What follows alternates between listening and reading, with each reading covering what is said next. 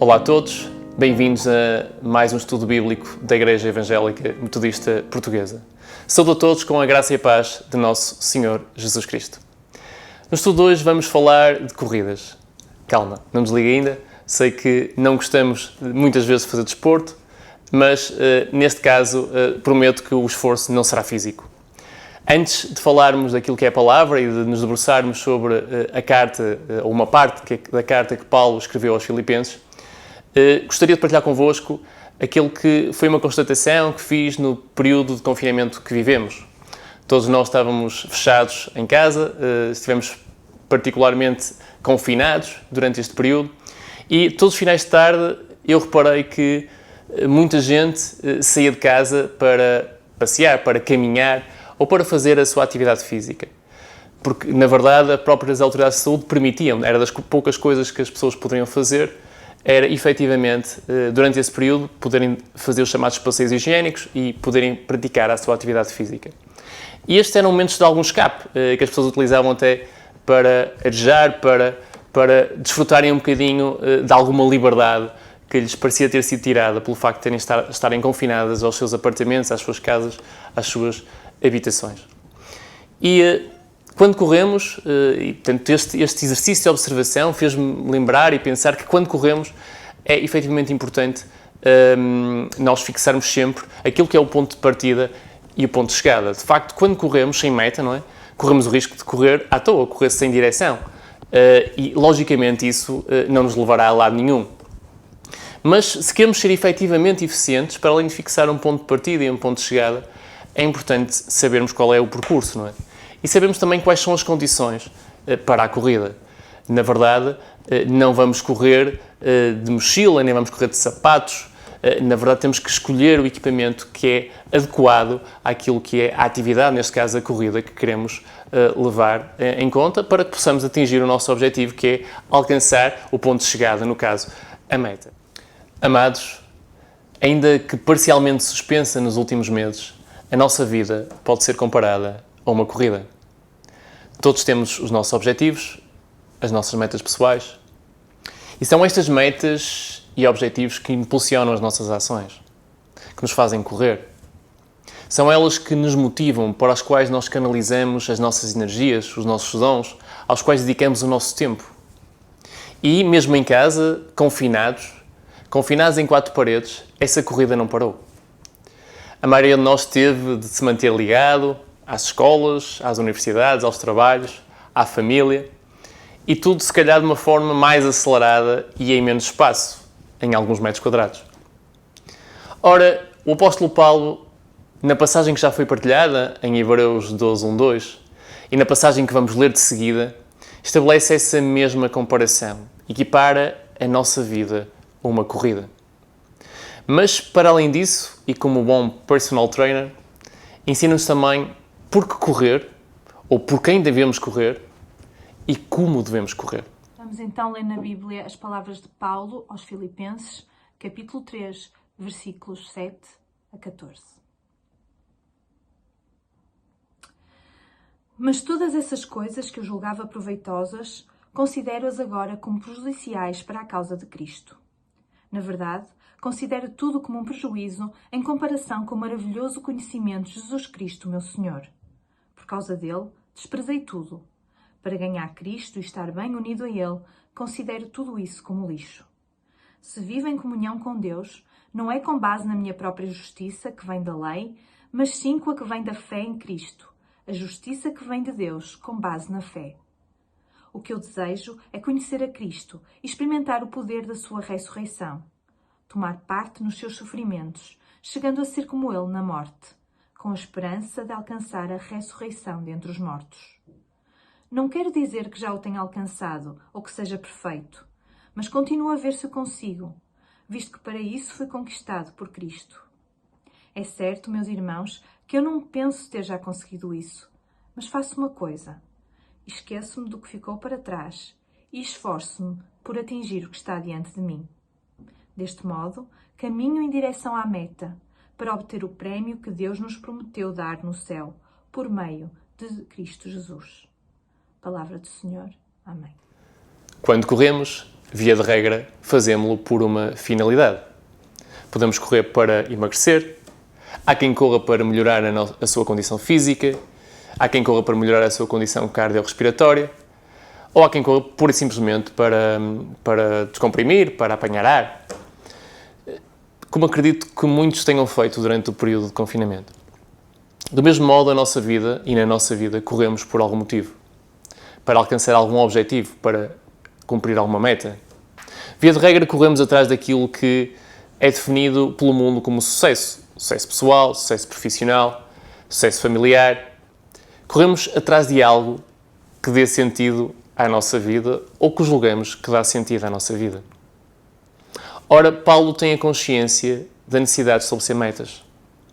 E por esse motivo, nesta carta, dirigida à comunidade cristã de Filipos, os filipenses, Filipos que era uma cidade na Macedónia, a nordeste da Grécia, e que foi a primeira comunidade cristã na Europa. Não é?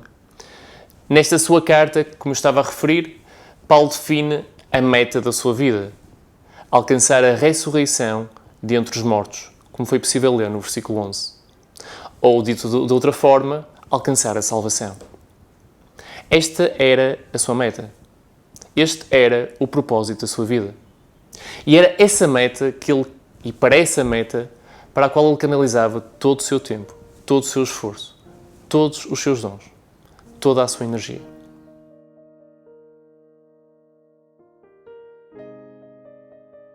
Mas, como acontece via de regra no desporto, o plano depende da meta. Quando vamos a um ginásio e nos estão a definir o plano do nosso treino, esse plano vai depender necessariamente dos objetivos que pretendemos alcançar.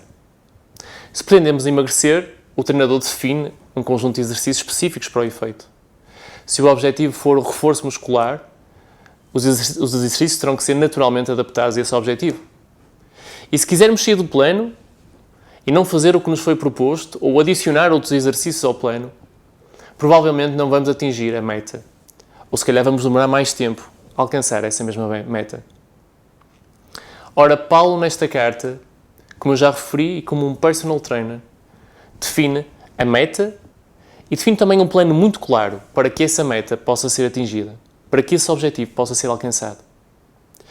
Paulo define como plano o percurso que deve ser percorrido e as condições que devem ser cumpridas para correr. Define o percurso da corrida e as condições para correr.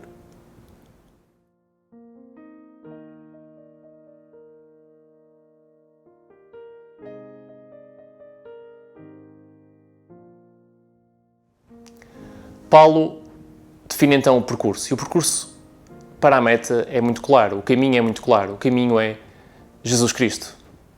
Ele é o caminho e é aquele que nos acompanha no caminho. Ele próprio, o próprio Jesus, afirmou que é o caminho, a verdade e a vida. E Paulo tinha isto muito presente. E neste versículo que acabamos de ler e acabamos de ver, efetivamente o que Paulo nos diz é que não há nada mais maravilhoso do que o conhecimento de Jesus. E era este conhecimento, era esta comunhão com Jesus que lhe permitia efetivamente ter uma relação com Deus, que permitia a Paulo e a todos nós podemos estar novamente na presença do Pai. Foi Jesus que restaurou uma relação que se havia perdido. E, portanto, Jesus é o caminho, é o percurso desta corrida. É aquele que nos leva à meta, que nos permite cumprir este objetivo que temos de estar em plena comunhão com o Pai e a eterna comunhão com o Pai. Paulo despreza tudo o resto, porque tudo o resto, tudo aquilo que ele vivia, tudo aquilo que o mundo define como metas e objetivos, tudo aquilo que o mundo define como de valor e valioso, Paulo vai desprezar. Porque Paulo já não dependia daquilo que era as suas origens, o seu estatuto social, o seu estatuto financeiro até, nada disso relevava. Ele desprezava tudo isso era tido como lixo para ele. Porque tinha valor, aquilo que verdadeiramente importava, aquilo que efetivamente permitia alcançar a meta, era esta relação com Jesus, era este caminho com Jesus, era este caminhar com Jesus. E era isto que efetivamente Paulo valorizava. A comunhão com Deus, a vida eterna, não depende da nossa justiça, não depende das nossas ações, mas decorre sim da nossa fé em Jesus Cristo. E é esta fé que nos justifica, que nos reabilita aos olhos de Deus, que nos restaura. E esta fé tem de ser vivida diariamente. E é nesta lógica que devemos correr, viver diariamente esta fé.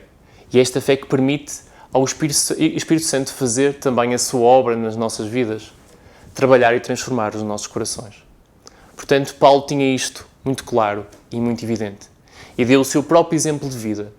Desprezou tudo para ganhar Cristo. E é isso que ele também nos desafia a fazer. E este é o percurso que nós devemos efetivamente percorrer. Este é o caminho que nós devemos correr. E é este o caminho que nos conduz em direção à meta.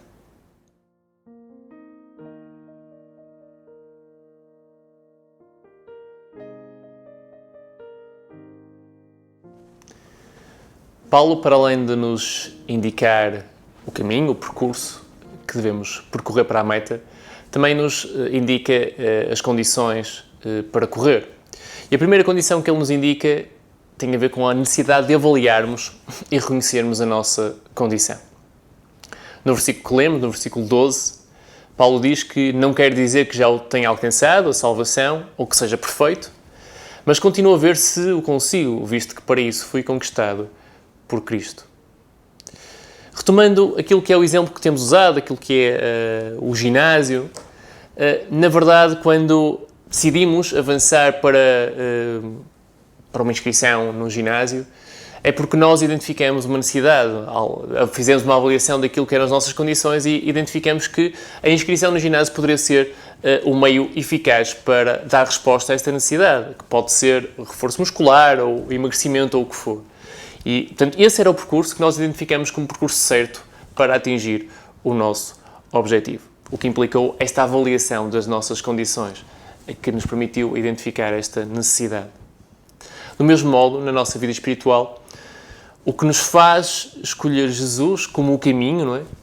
Em detrimento de tudo o resto, desprezando tudo o resto, é o reconhecimento, a identificação de que Ele é o percurso. Que Ele é o percurso certo para responder à nossa necessidade, ao nosso propósito, à nossa meta. Nós nunca caminharemos com Cristo se não reconhecermos que precisamos dele, se nunca reconhecermos as nossas imperfeições, se nunca reconhecermos a nossa incapacidade de alcançar Deus pelos nossos próprios meios. De facto, é esta avaliação da nossa condição de incapacidade, de imperfeição, de dependência, que faz-nos colocar-nos na estrada, que nos faz-nos colocar a correr, que nos faz percorrer este caminho, que é o caminho de Jesus e com Jesus.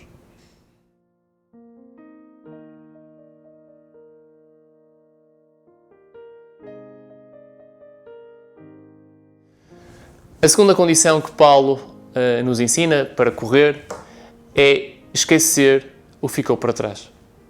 Podemos ler que Paulo afirma no versículo 13: é certo, meus irmãos, que eu não penso ter já conseguido isso, mas faço uma coisa, esqueço-me do que ficou para trás. Paulo afirma que não conseguiu isso, e isso é efetivamente a lógica da salvação. E quando ele diz que esqueço-me do que ficou para trás, ele também não quer dizer que devemos passar uma borracha no nosso passado, que devemos fazer tábua rasa daquilo que nos aconteceu. O nosso passado é, na verdade, uma arma muito importante na artilharia espiritual.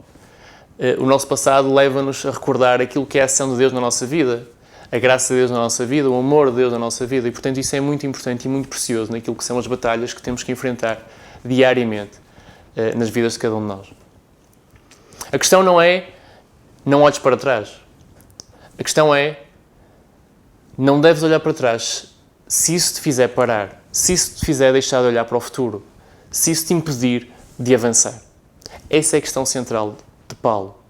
Retomando o exemplo que temos vindo a falar, o facto de no último mês eu ter tido resultados no ginásio, ou do facto de no último mês eu não ter tido os resultados que queria no ginásio, não devem fazer desistir, parar. Não é esta a ação do passado na nossa vida, não é isso que se espera que o passado faça nas nossas vidas. Não é esta a carga que ele deve ter. Perante o sucesso ou o insucesso no nosso passado, nós devemos atuar de acordo com aquilo que Deus espera que nós atuemos. Se houve sucesso, devemos ser humildes e agradecer a Deus pelo facto de Deus ter estado connosco e pedir, efetivamente, que Ele continue a trabalhar nas nossas vidas, continue a fortalecer as nossas vidas, continue a conduzir as nossas vidas. se tivermos insucesso e experimentamos insucessos, não devemos ficar presos a esse insucesso. Devemos pedir a Deus que nos ajude e, acima de tudo, devemos colocar diante dele aquilo que nos aconteceu, pedir perdão e seguir em frente, confiando que, efetivamente, a sua ação na nossa vida nos possa transformar, nos possa melhorar. Portanto, é muito relevante que nós não fiquemos presos ao passado, até porque sabemos que as nossas falhas, as nossas dificuldades, o nosso pecado já foi tratado por Jesus, já foi carregado e suportado por Jesus. Não devemos suportar novamente algo que já foi resolvido por Jesus. Portanto, não devemos trazer connosco, nem para esta corrida, não devemos trazer aquilo que está no passado. Sobretudo quando esse passado já foi tratado por Jesus. Jesus liberta-nos para a corrida. Jesus liberta-nos para que possamos encarar este percurso de olhos postos na meta, que é a relação com Deus, a comunhão com Deus, uma vida eterna com Deus.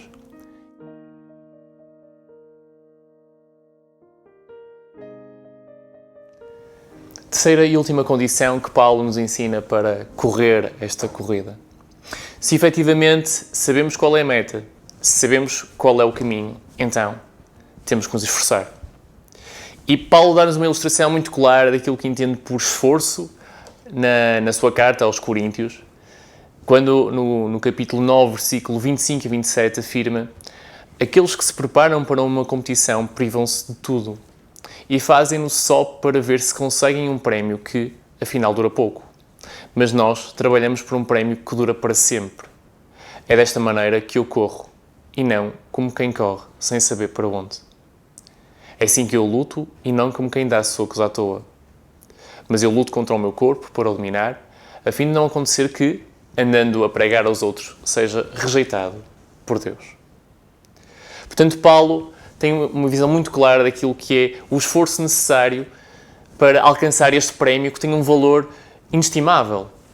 E, portanto, se muitas vezes nós nos esforçamos tanto para conseguir determinados objetivos e metas cujo valor não tem esta dimensão, não tem este alcance, não tem um alcance de uma vida eterna na presença do Pai, e se mesmo assim privamos de muita coisa para cumprir esses objetivos, quanto mais não devemos empenhar o nosso esforço, a nossa dedicação e as nossas energias a alcançar este valor absoluto que é a presença eterna do Pai nas nossas vidas. E, portanto, a dimensão do esforço é muito relevante sempre que pretendemos correr, independentemente da corrida, mas quando a nossa meta é de facto Deus, esse esforço deve resultar de uma disciplina e de uma abnegação ímpar e sem precedentes. E Paulo tinha isto muito consciente, de uma forma muito presente. E, portanto, ensina-nos que devemos correr esta corrida com total foco, com total abnegação. Deus não promete as suas bênçãos a pessoas sem rumo. Paulo não correu à toa, como ele refere, nem deu socos no ar. Ele viveu com objetivos espirituais bem definidos e controlou as suas paixões e impulsos em prol desses objetivos. Do mesmo modo, e seguindo o exemplo de Paulo, e apesar dos sacrifícios e dificuldades que possamos enfrentar durante a corrida, devemos esforçar-nos, porque é um percurso que fazemos acompanhados. Jesus está connosco. E a recompensa, como eu já referi, tem um valor incomparável. É a presença de Deus nas nossas vidas. Nesse sentido, somos desafiados por Paulo a ter um plano, a orar, a ler a palavra, a adorar. Isto é esforço, isto é dedicação. Estes são os equipamentos que fazem parte do nosso ginásio espiritual e que nos permitem prosseguir a corrida em direção à meta. No final deste estudo, gostaria que retivessem 3 ideias. Primeira, a meta da nossa vida, o nosso propósito é Deus. Foi para Ele que fomos criados. Foi por Ele que fomos criados. E Ele deseja passar a eternidade connosco. Segunda ideia, o caminho para a meta é Jesus. Devemos conhecer Jesus, estabelecer uma comunhão de vida com Ele, tal como Paulo nos ensina. Devemos aceitá-lo na nossa vida como Senhor e Salvador, para que depois o Espírito Santo também possa trabalhar em nós e transformar o nosso coração. E este caminho, esta corrida deve ser feita tendo a noção da nossa condição, da nossa imperfeição, do nosso pecado, da nossa dependência de Jesus. Mas deve ser feita também com esforço, com sacrifício, com abnegação, com olhos postos no futuro, com olhos postos na meta, porque o nosso passado já foi restaurado por Jesus. Que assim seja.